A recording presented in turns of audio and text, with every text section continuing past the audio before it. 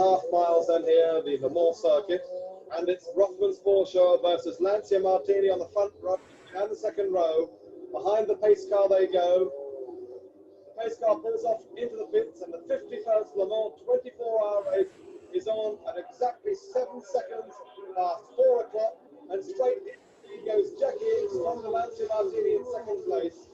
Jan Lammers in the Canon Porsche also made a good start. The rest of this enormous field now going towards the Dunlop Bridge, and Rothmans Porsche in the lead. Jackie Hicks leads, and Jochen Mass comes through in second place.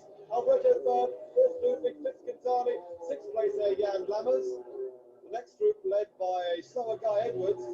Through goes Derek Warwick with the Kramer. Into Tete Rouge, it's Jackie Hicks, Jochen Mass, Alboreto, Ludwig, Ginzani, Lammers, and there's Schumann and then Andretti. Down we go down the long 3.5 miles straight, 225 miles per hour. Coming up towards the Mulsanne corner, change of leader because Jochen Mass in number 2, Rothman's car, has gone into the lead. Jack Hicks in second place, Klaus Ludwig in third place, Jan Lammers in fourth place, dropping down to fifth place because they're slower in a straight line. The Lancia Martini of Alboreto. In sixth place is Bernd Schumann, and there are the two Rothmans Porsches that have seemed to have moved away a little bit. They're going through Arnage corner. Third place is Ludwig, fourth place Lammers, fifth place challenging once again Alboreto, a little bit sideways there. Through the Ford chicane at the completion of lap 1. Mass leads, pulling away. Jack Hicks in second place. Third place is now Jan Lammers. Fourth place Ludwig. Fifth place Alboreto. Sixth place Schumann. Seventh place Mo. Eighth place Andretti. Ninth place is John Fitzpatrick. And in 10th place is Ginzani.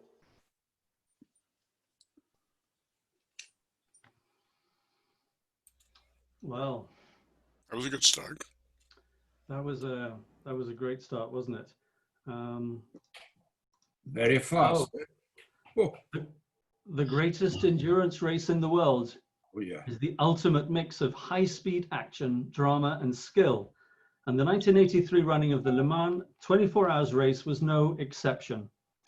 Hello, and welcome to the Gentleman Driving Car Show. My name is Jonathan Syrett, and I will be moderating this online event from Mallorca with my co-host Bob Beck, joining us from California. I'm one of the founding members of the club, which was set up in 2014 for enthusiastic and spirited drivers of sports cars, classic cars, and racing cars. Today on the chat show, we're delighted to welcome David Ovey, Captain David Ovey, I should say, from Woolmer Green, Hertfordshire in England, as our special guest and a budding ambassador. David is passionate about cars and racing and gets satisfaction from teaching novice racing drivers in a safe and well-organized manner. He has himself raced in many types of cars, from sports cars, GT, single-seaters and saloons at major circuits in the UK, Europe and the Middle East. David's most satisfying result was a class win in Group B and 11th overall in the Le Mans 24-hour 1983. I think you were the next person to be mentioned on the race there, because that was a recording of the 1983 Le Mans 24 hours. But you weren't mentioned, although you did win in your class and came 11th overall. Congratulations, David, and welcome onto the show. Well, thank you, Jonathan. Very kind of you, and very happy to be here.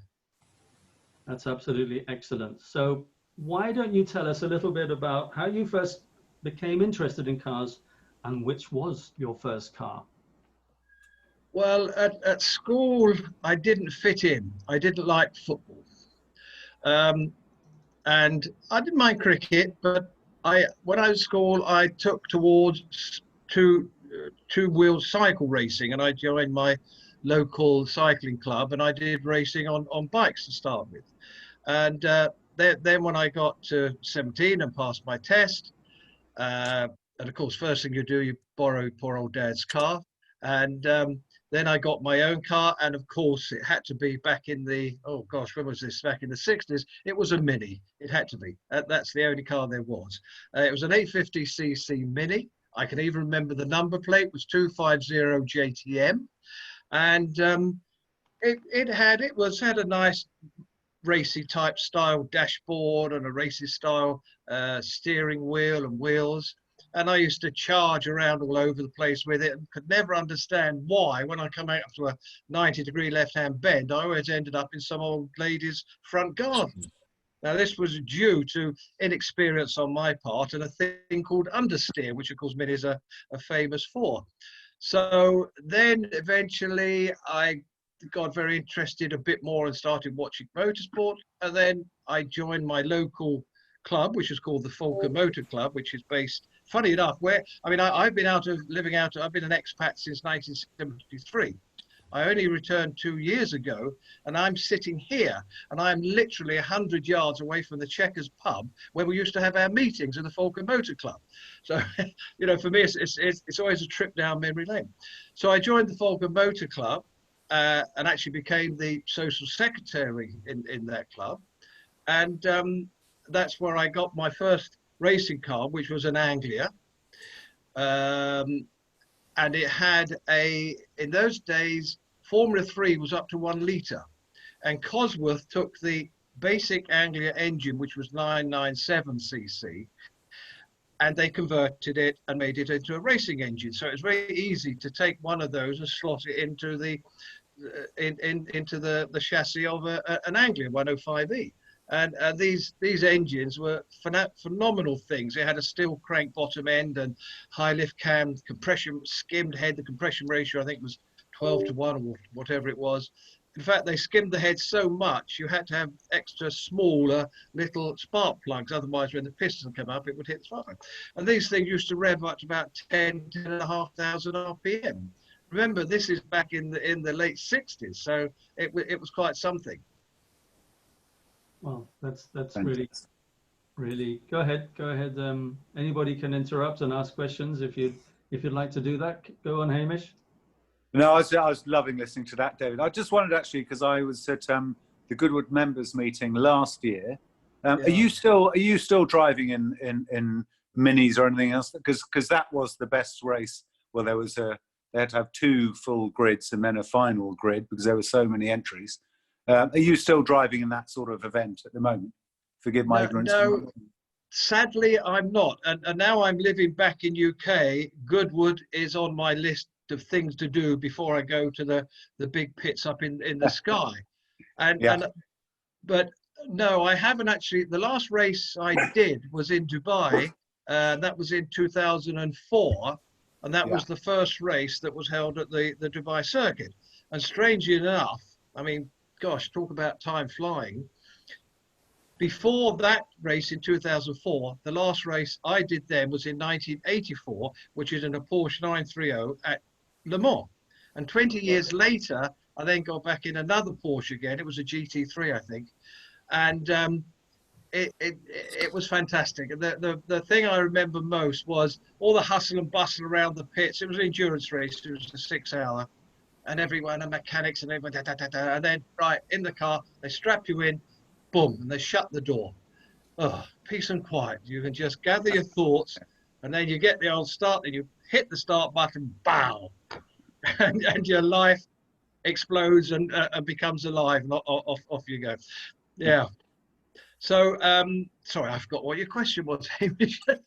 I was just wondering if you were still I'm still participating in Goodwood, but you answered that, yeah, because it's. No, I would love to get, because the Porsche that I did the WEC, the World Endurance Championship, for 2 years was with Charles Ivy Racing, and I'm still very much in touch with Charles. He was a Porsche dealer in London, and I said to him, God, it would be fantastic to get the Porsche that we won the Group B class in.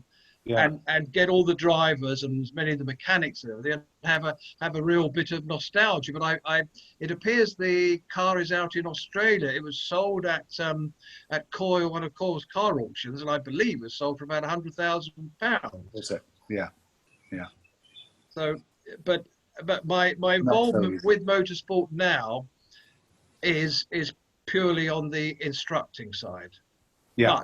But if there's anyone listening who wants to offer me a drive in anything, especially with a big fat fee to drive, I'd be more than happy to discuss it. Where are you an instructor, David, at the moment? Where are you doing that?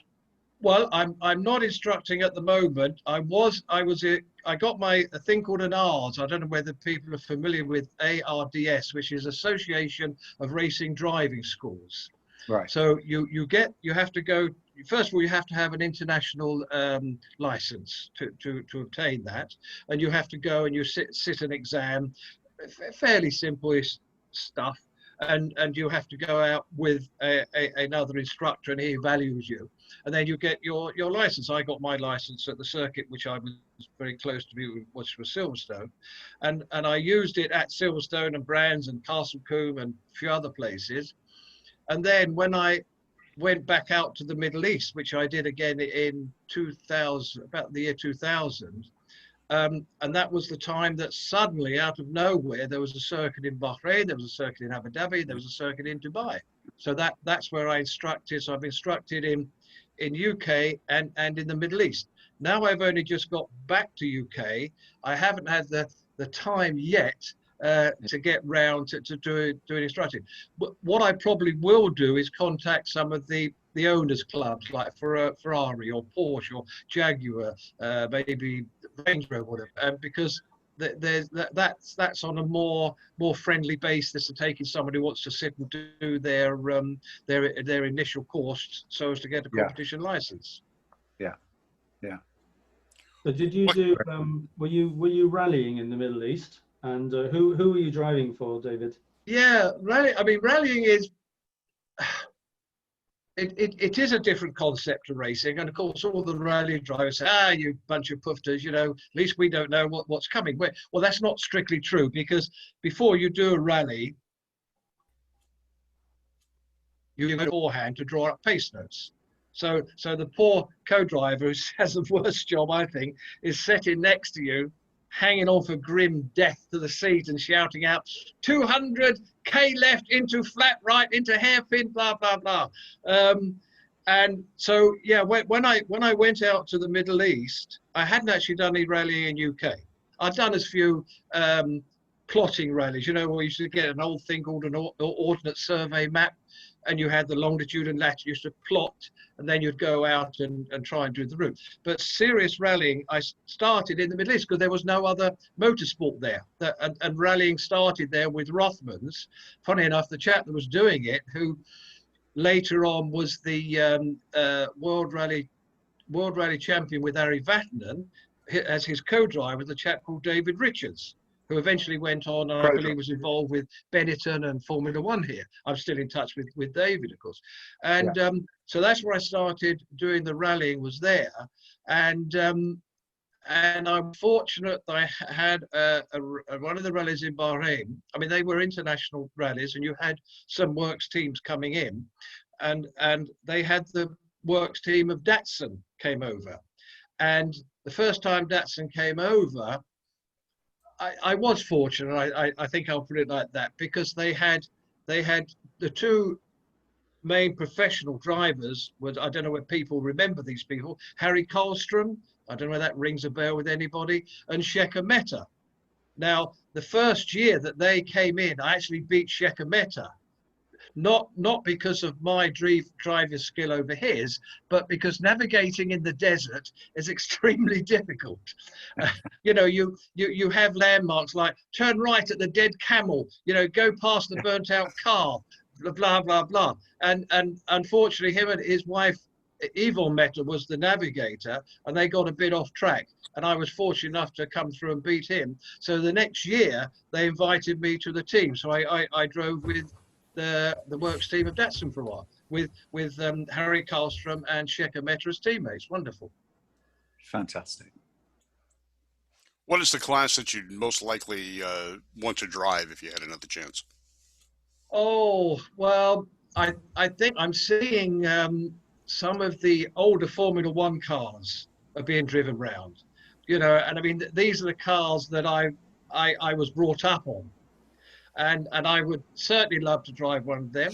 One of my favorites as well, I very much enjoy driving saloon cars.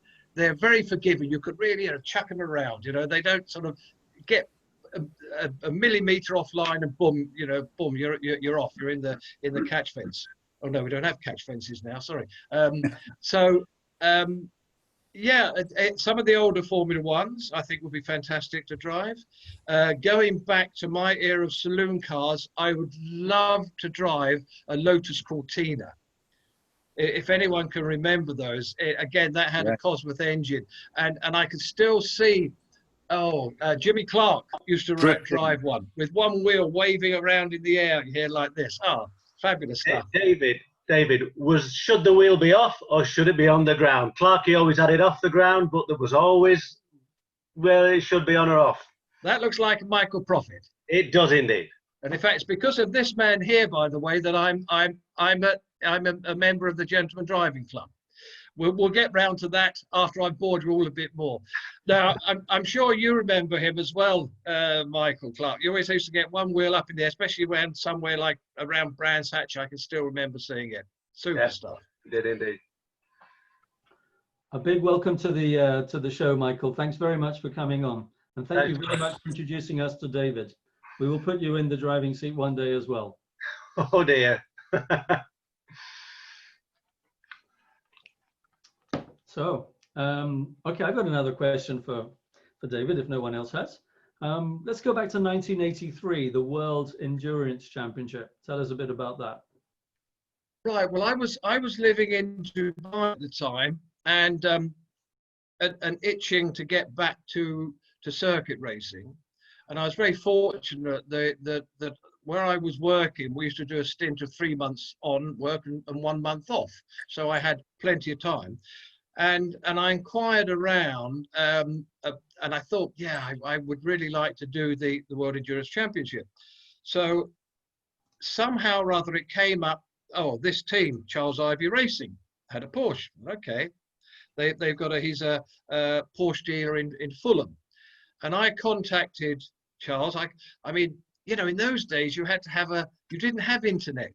You didn't have WhatsApp. You didn't have Zoom. You had to use a phone, but I don't think it was the round dial digit one. I don't think, but I contacted them and we just hit it off. And Charles is a super guy, and very down to earth, and the whole team was right. And the first event we did was the round at Silverstone, and that was the first time out with the car, and that went very well. We came third in class.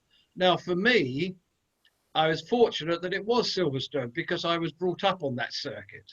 I mean, yes, it had changed a bit. For instance, let me get it right. Woodcut, the first corner just after the start and finish. Am I right? Yeah, first corner. Michael, yeah. Well, Cops is the first corner. Cops is the second one. No, the corner where the start and finish is. After that is Cops. Before that is Woodcut. Woodcut, yeah. Well, Woodcut. And in fact, I remember describing this to Nigel Mansell, and he hadn't got a clue what I was talking about.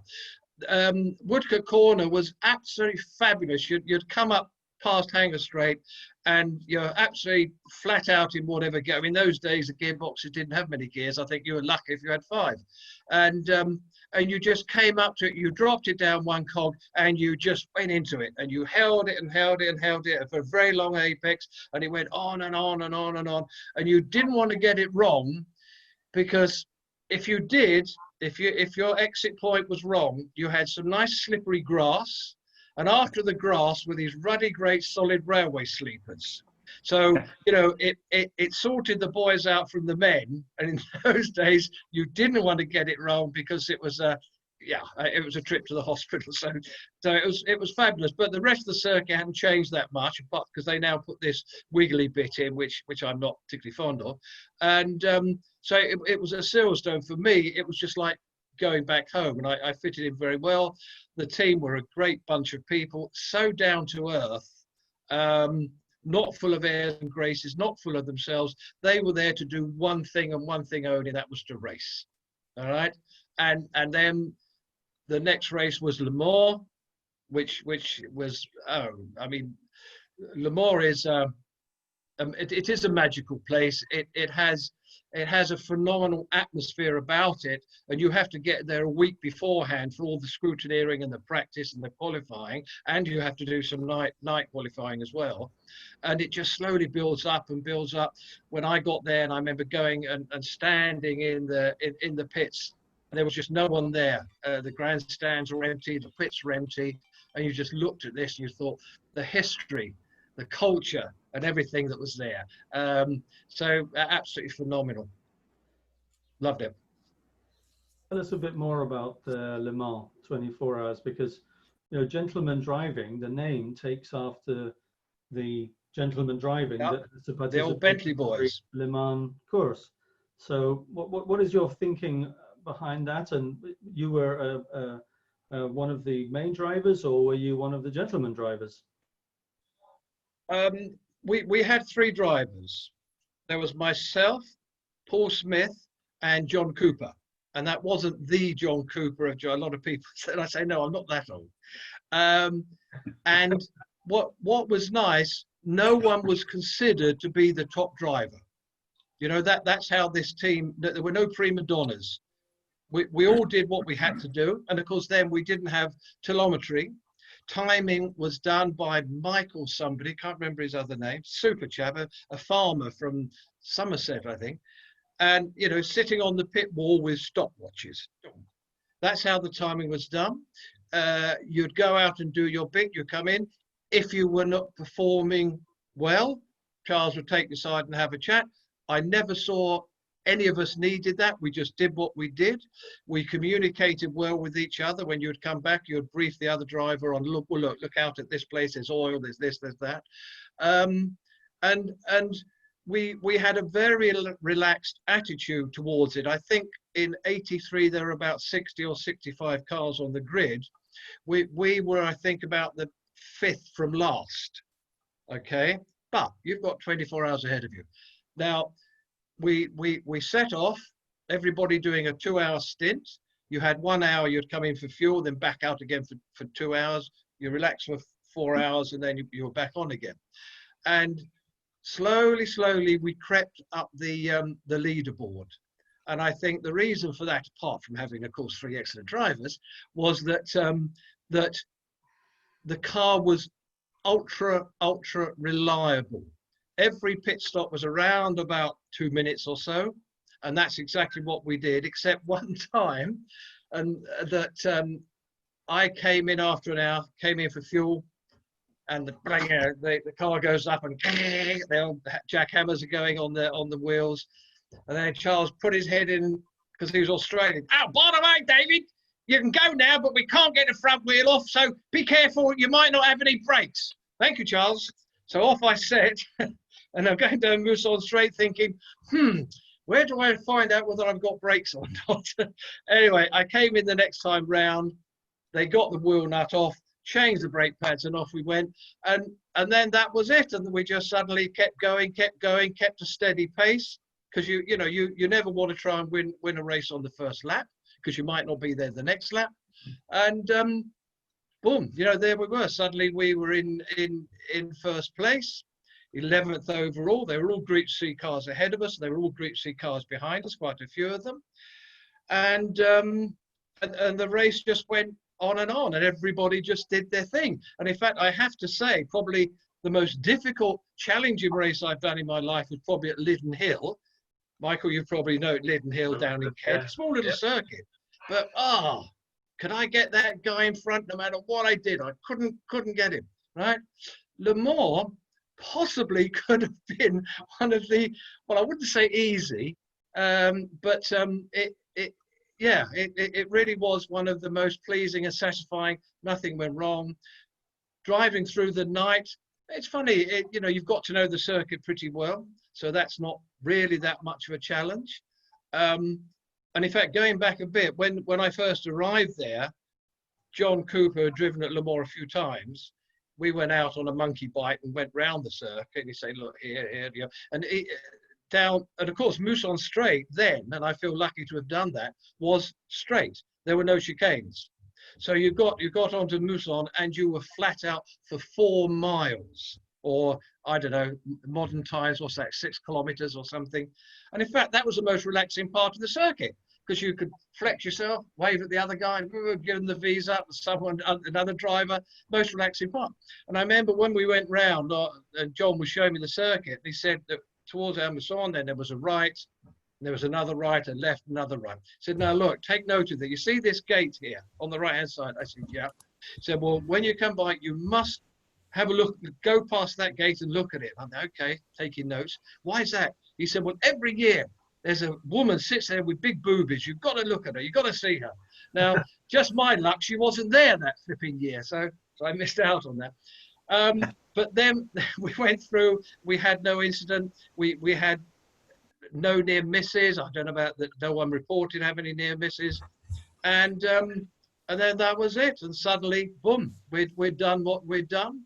I can remember it like it was yesterday because Moe Chandon was one of the sponsors. And there was a special Moe Chandon enclosure where if you're a winner, you went. Now, I've just spent the last 24 hours, ate hardly anything because you don't have much of a hunger. Drinking, I just drank milk all the time. Now suddenly all the pressure, everything was gone. So we're in the Moe Show enclosure, Hawaiian Tropic, which was a suntan lotion, had some beautiful bikini-clad ladies, and of course they're sitting on your lap having photographs taken, and you get a mug of Moe Chandon shoved in your hand, glug, glug, glug. That went down very well because I'm a bit thirsty. Another mug, glug, glug, glug, another one. So by the time it came to go home, or rather back to the hotel where we were staying, I had a Ford Fiesta or something. And I'm thinking, why is this car going so slow? I thought the handbrake was on, but it was just simply because I've been doing, 200 plus miles an hour. And now I'm down to about 60, 70. So, and then back to the village where we were staying. And again, because the team that was in their small village had a win at Le Mans, and the whole village are there. They're very passionate about Le Mans, the French, of course. More champagne, blah, blah, blah. And I remember going up to room and said, oh, I'll go up and change and come down for dinner. And I just looked at my bed and I just went, boom. And that was it till 6 o'clock the next morning. I didn't have the dinner. That is such a wonderful tale. That's David. I mean, we can all visualize it. I think we can all just see ourselves in there and looking out the gate. Where's that? Yeah. Nice pair of boobs. Yeah, no, that's absolutely wicked. Anyway, I'm intrigued about the Middle East because you said you were involved and you were helping to start up some of the first races in Dubai, was it? And other Dubai was the first one to build the circuit, closely followed by Bahrain and Abu Dhabi. And I was working with, funny enough, there's I wonder whether this Hamish was coming on, was that Hamish? Because there was a chap who used to help run Silverstone called Hamish Brown. Now Hamish Brown's father took Silverstone after the war and converted it to a racing circuit. Right, and in fact today there is called the Brown Suite still at Silverstone, and that was Hamish's father. And Hamish came out as a manager to run this circuit, and him and I had actually worked together before that back in 1995 when he was working for TWR, Tom Wilkinshaw Racing. We all sort of got together via a few other people because we all had one idea in mind, and that was to build a racing circuit in Dubai. That was in '75. And so we decided, instead of us all doing separate attempts, let's get together and make one effort. So had many meetings up at TWR's base near, where was it, near Oxford? Leafield. And Leafield, was it? Yeah, that's it. And so we got together and we had quite a few weeks in Dubai. We presented actually I should have got that out for a bit of fun, because one day, literally, sitting on the loo is when you have your eureka ideas. And one day I was sitting there and I was thinking about this circuit because we were going to present it to Sheikh Mohammed, who was the ruler of Dubai. And I, having lived in Dubai, and I know a bit about this gentleman, he gets a lot of things put at him. And you've got to put something which has a bit of a wow factor. So I'm sitting there and I'm thinking, what can we do? What can we do?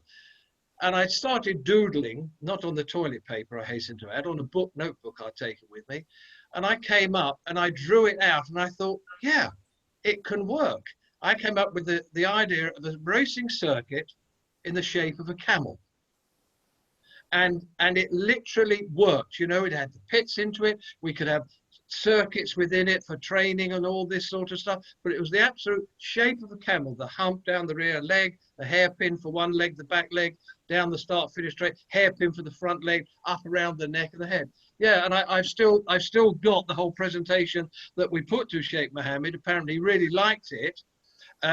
He said, you can have the land, but I won't finance it, get finance from elsewhere.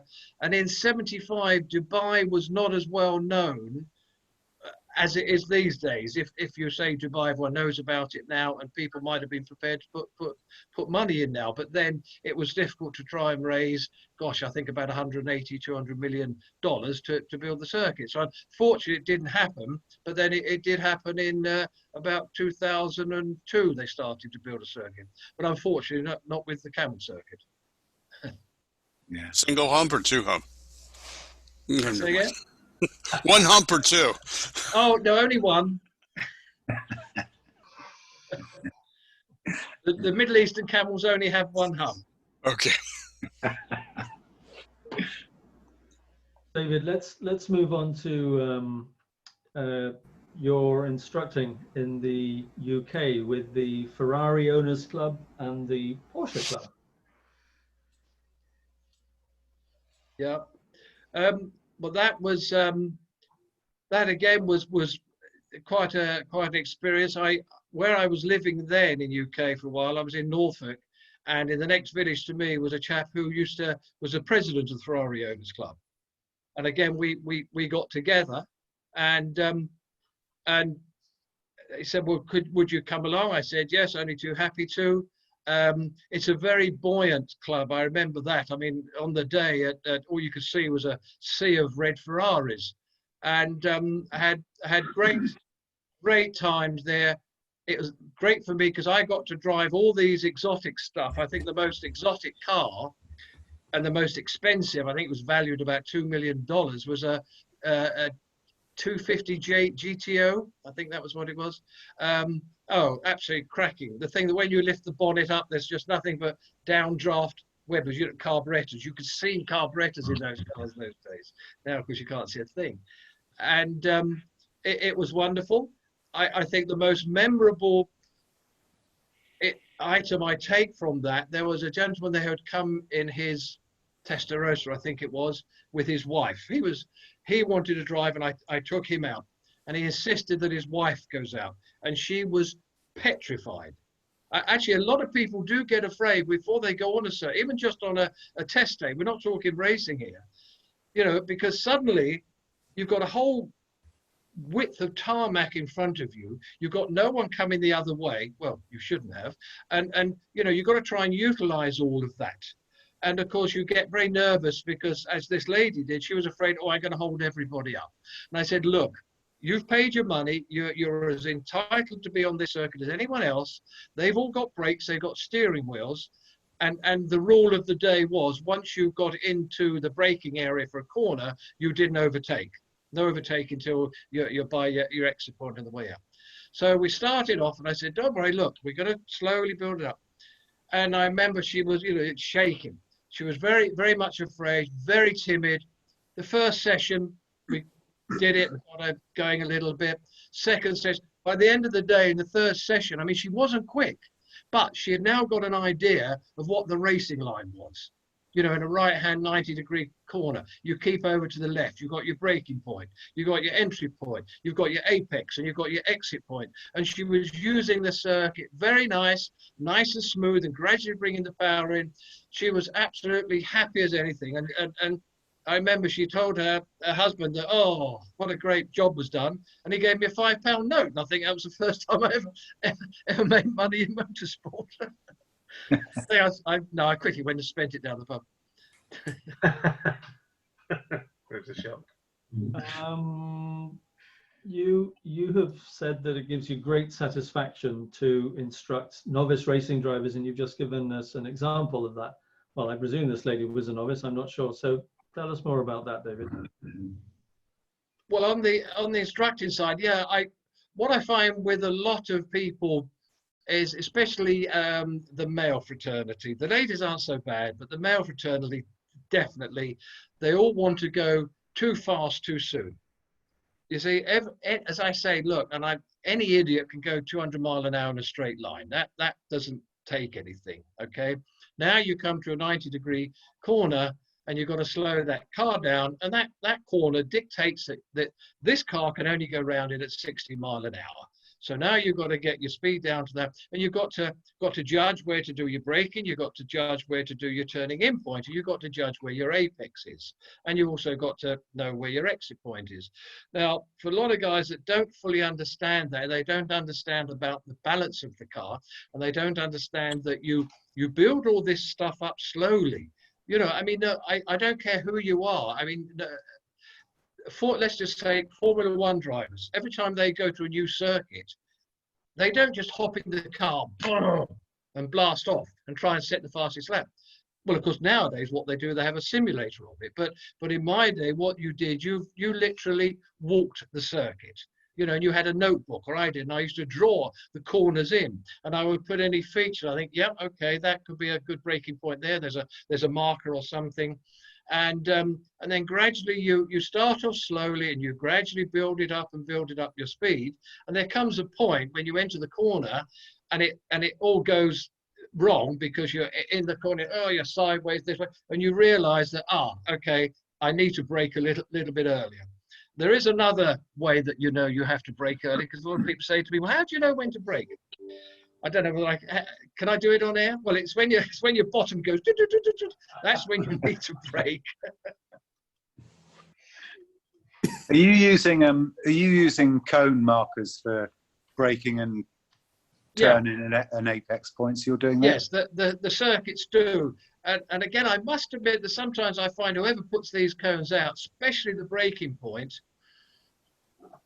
they seem to think that, oh yeah, well, I race and that's where I brake and that's where I'm going to put the cone. Now, if you've got people that are new to this, new to circuits, new to the sport, you need to put that, certainly the braking cone, back up the road a little bit. You know, much nicer to come more gentle into a corner rather than everything locking up, because then you get it wrong when you turn in and it spoils the corner.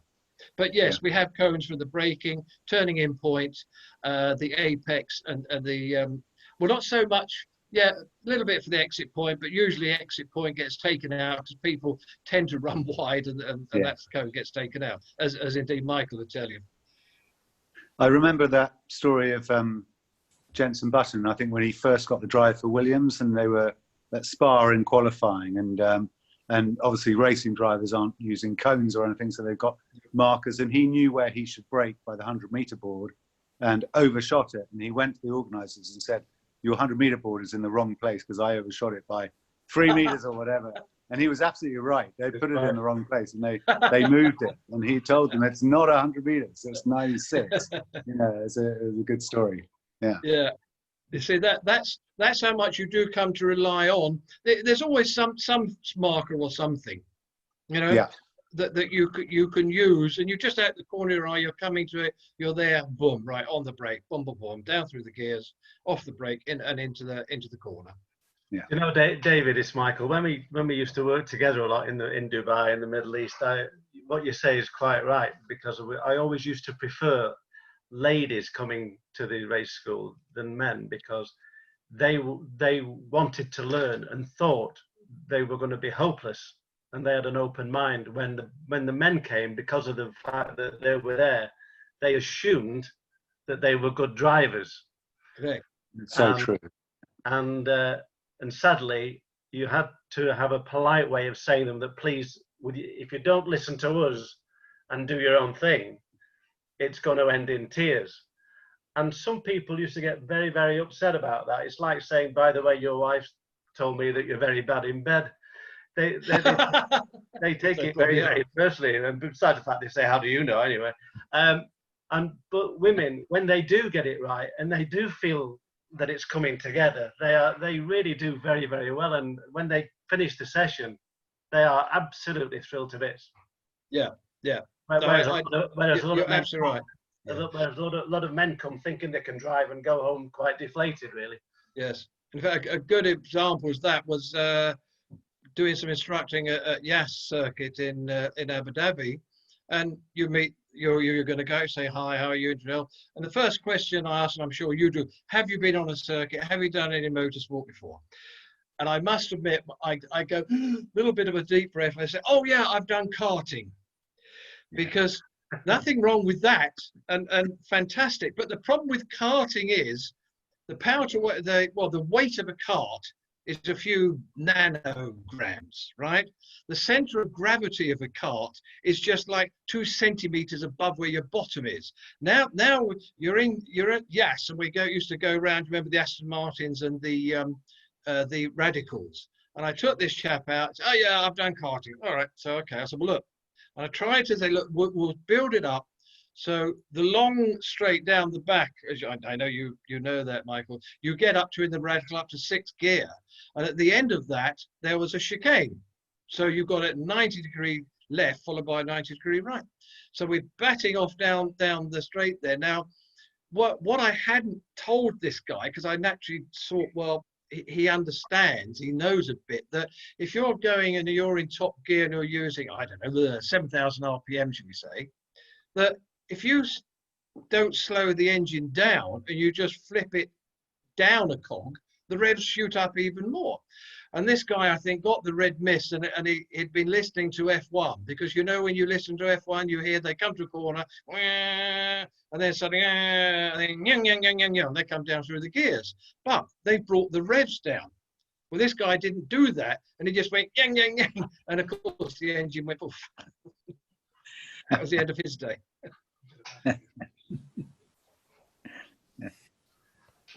All that is very helpful, David. And I'll ask you about driving on circuits, virtual racing. I'm having the same problem. I'm going far too fast, and I eat those corners, and I come off all the time. And they say, "No, I gotta go around again." It's very, very distracting. But I can drive my own car quite well. But yeah, virtual racing. Have you done any virtual racing? Any what racing? Virtual racing. Have you been doing any online racing? What is that? No. That's No. You mean on a computer? Yeah. No. God forbid. Is there any noise with it? Is there the smell of the crowd? No. No smell, but you certainly got plenty of noise, and it is very, very realistic. Ask your 7-year-old son. I was about to say that. He does that. He's doing that. He said, oh, I just came first. And I said, oh, what circuit you're on? Oh, it's Brands Hatch. Oh, I know Brands Hatch. Let me have a go, and I'll come 9th. He'll beat me every time. It's not so easy. It's very, very realistic. And we have an online racing. I think it's just above or below the chat show. It's chat show online racing, just a couple of notches down on the website. So if you feel like doing some online racing, and you can do that and then catch up with a few people. Yeah. So you have a story to tell about being an FIA steward, I believe. Yeah, that of course has been the latest license to acquire, is to become an FIA steward. And in fact, I think, Michael, you're a steward as well? I am, yeah, FIA steward. Yeah, I've done the Grand Prix a couple of times in there, and I've done a lot of work with Fraser in Dubai. I was there all the time, wasn't I, in Dubai? And I find that's quite interesting, because again, as a driver, you know, Michael and I, we can draw on our experience as actual racing, and that's why I find it quite amazing that some of the stewards I think they use at F1 level probably are not drivers. I don't know, because you never know who the steward is when you're at home watching on TV. But I think some of the penalties they come up with for some of the misdemeanors that the drivers have done, I just no, I don't see it. I don't understand it. And I think you have to be very just in your dishing out a sentence, because you have to look and think, well, you know, what was that driver deliberately trying to cut a corner? Because sometimes you can't help it. You overcook it. Everybody does it, going into a corner. And if you've done that, if you've cut the circuit a bit, generally you've only penalised yourself, because you've had to come off the power.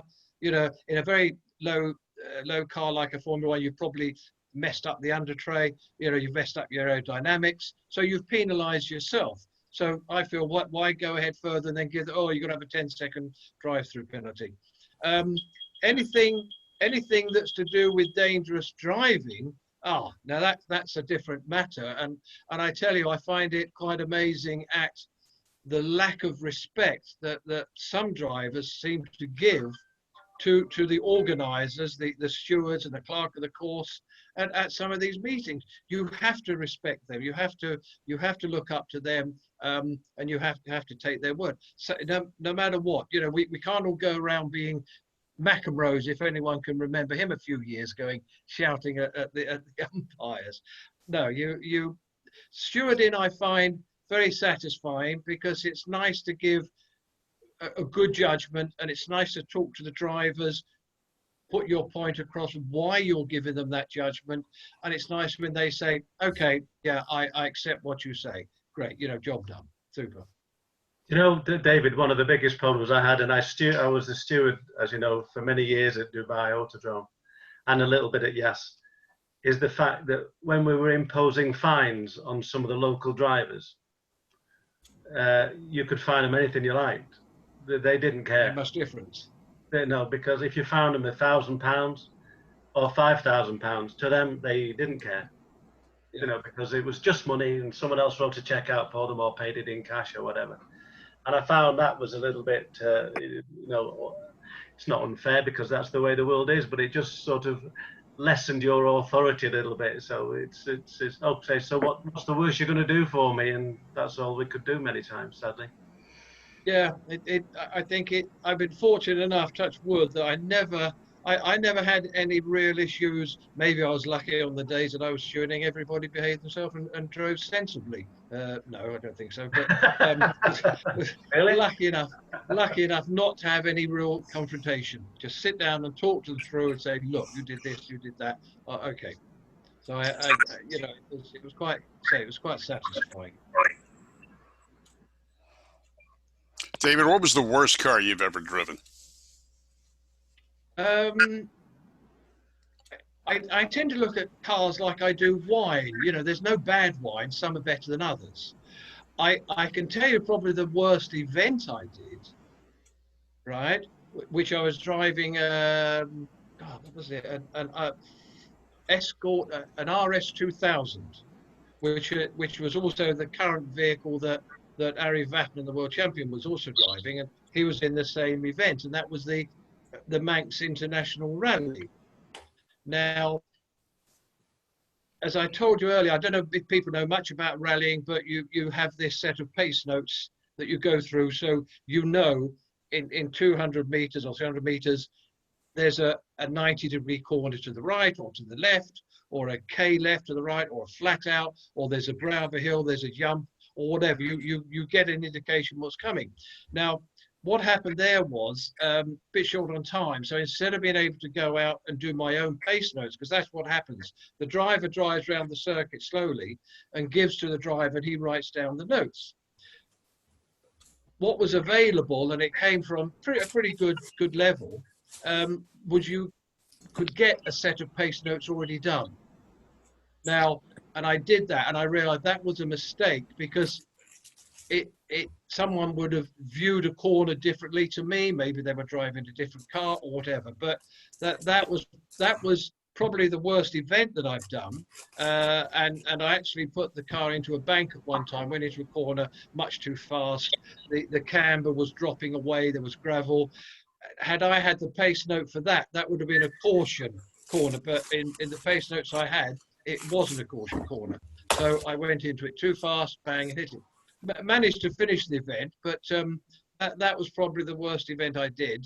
But cars, I suppose there was one time, there was a thing in Bahrain, it was called the Beast, What it was a Range Rover with a Repco Brabham engine. And this thing, center of gravity was about 6 foot above the roof. And I remember the only way to drive that thing was when because that's the nice thing about rallying on loose stuff. You know, you're all the time nice, especially in the Middle East on the side. You're always nice and sideways. And the only way to really control the beast was that turn it into the corner, it would go, ugh, it would lunge. All right, so don't turn in too far. Get rid of the lunge. Now it ain't going to lunge anymore. Now you can turn a bit more in the corner and put the power on. And I actually got quite used to driving that thing, and it was quite a bit of fun. I think in the end I was probably the only one that actually didn't roll it, so that's some credit to my name. But that was. Do you remember in the, it must have been in the 70s, there was a Ford Cortina out, but they put in an Australian Ford 6-litre engine in it. And it couldn't compete in any championships because there was no championships for it. But it was hugely powerful, and it actually went round bends, nothing like it should have done. But they actually called it the Fraud Cortina. And it used to do all these shows, come down for invitation races. Quite frightening sometimes to see it pass, whizzing past, but the corners were dreadful, yeah. Yeah. Oh, there you are. There's Bob back. I'm back. Mm-hmm.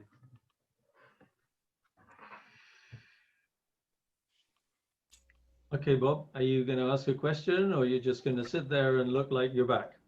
I'm back. I'm back. I haven't gone anywhere yet. I am a fan of the Cortinas and the Anglias, although we don't have too many of them over here. I've had both, and I'd love to have another one. They're just so rare here. They were almost, in the States, they were almost like a throwaway car. They were inexpensive, and you got your high school student one to drive, and they beat the heck out of it.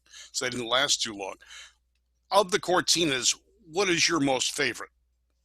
Oh, well, I think, as I said earlier, I can still see, and every now and again I see an article on one or something. I think, oh, I'd love to own one.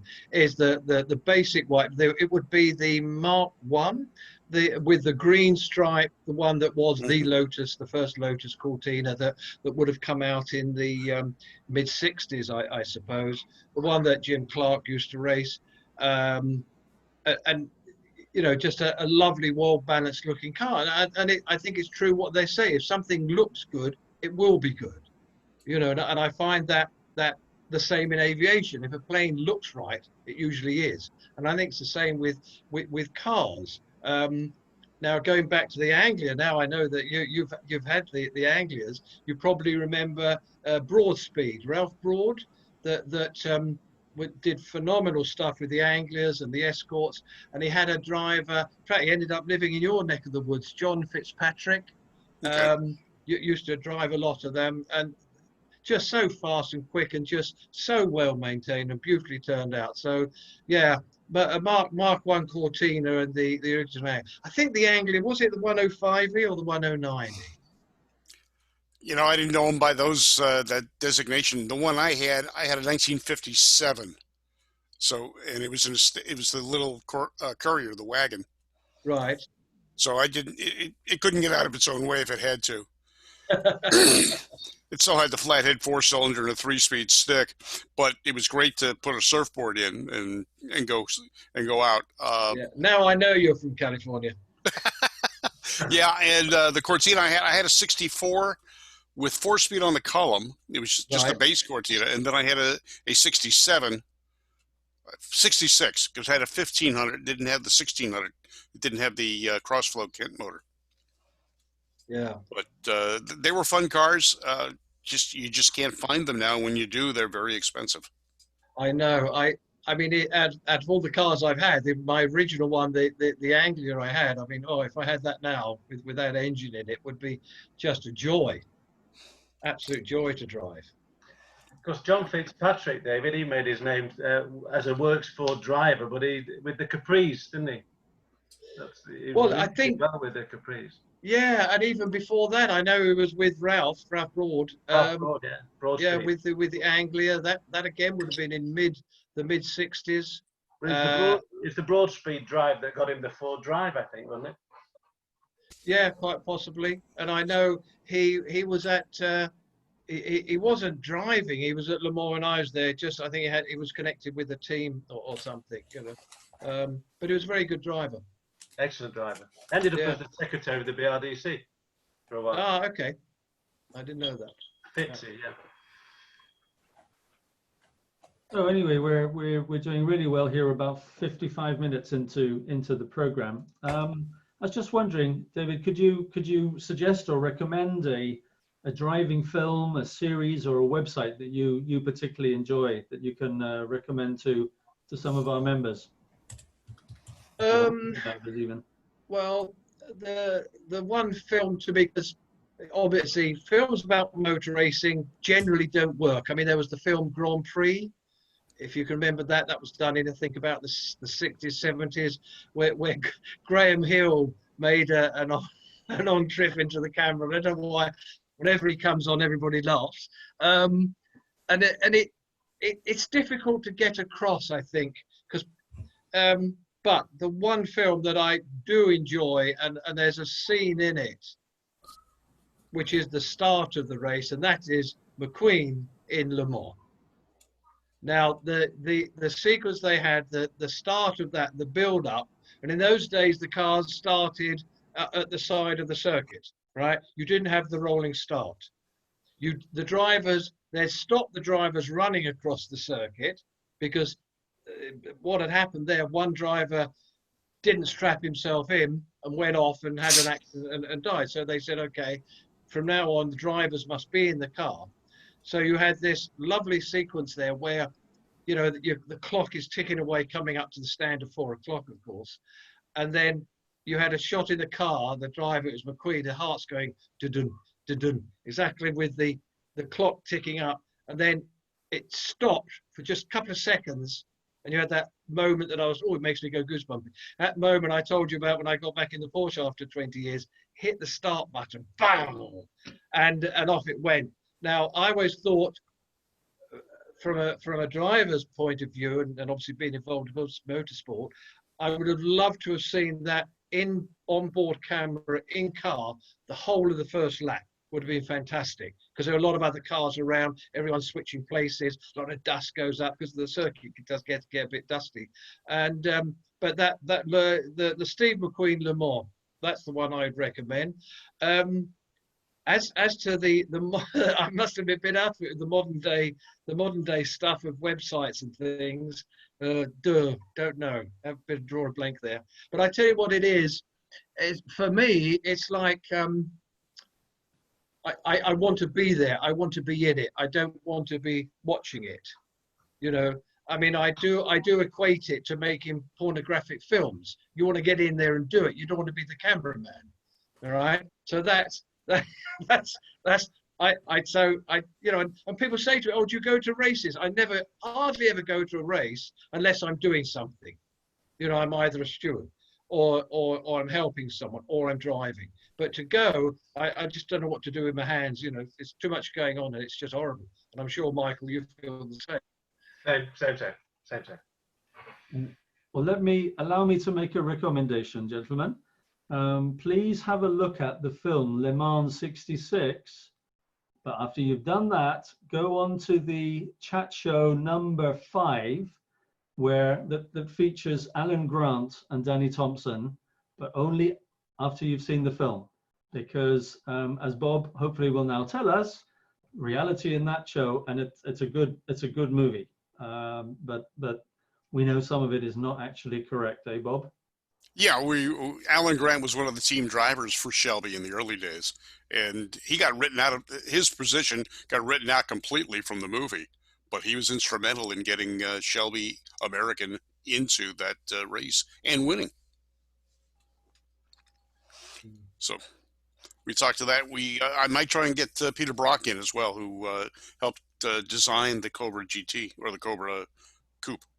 Well, that would be amazing. I can see Stefan Fitch smiling away in the background, thinking, "Yes, please, please do." Yeah, he's still friends with Alan Grant and lives out in Las Vegas area. And I see him relatively often, and we talk. He and Alan have been guests of mine on the show a number of times. Okay, great. So we're coming to the end of the show, and just before we do sign off and say goodbye, and you're welcome to ask a few more questions afterwards, of course. But I would like to explain why Captain David Ovey is a captain, and that is because his other hobby, well, actually it was a job. I think it still is a job, is that he sells, operates, and has been flying business jets. Biz jets, that is an amazing thing to do. I was a little bit involved in that a few years ago. And go on, Captain Davis, give us just a couple of minutes of stories about business jets and cars. Oh, you really want me to bore you some more?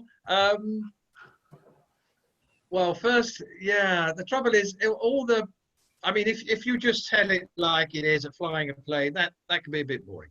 So I can come in with, say, some fun trips that I've had.